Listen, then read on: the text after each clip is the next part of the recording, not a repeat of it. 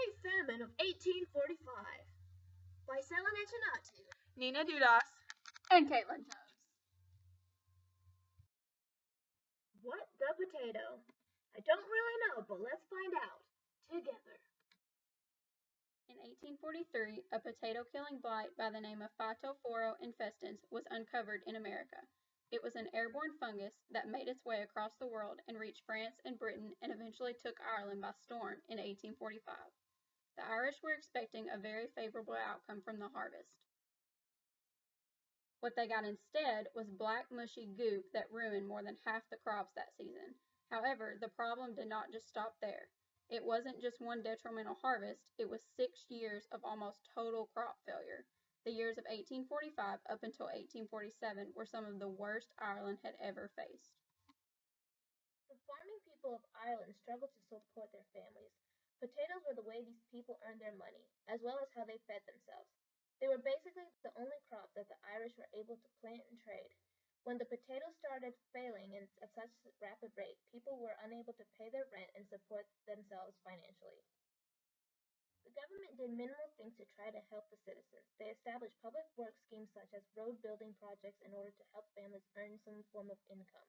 They also set up emergency fever hospitals for those who could not afford medical care.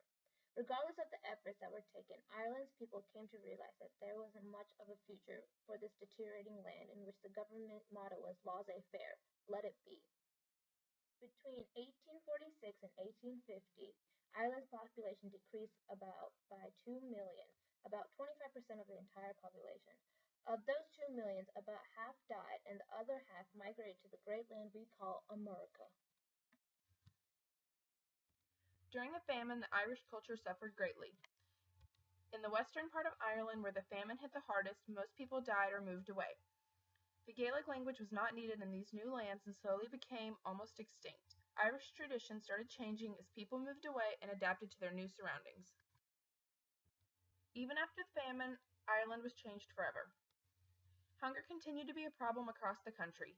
The population was reduced from 8.2 million at its peak to about 6 million. Farms had become smaller and smaller. There were very few farms that consisted of more than 30 acres. It changed the family dynamic completely. Instead of dividing the land amongst all of their children, fathers left all of the land to a single child so that they could better support their families. The roughly 6-year famine wound up shaking an entire country to its core. With all of these new immigrants, America experienced changes of its own. There were many new traditions and foods that came along with the people. Kilts and bagpipes are some of the most identifiable. St. Patrick's Day is now a nationally celebrated holiday that we borrowed from our Irish friends. Fun facts.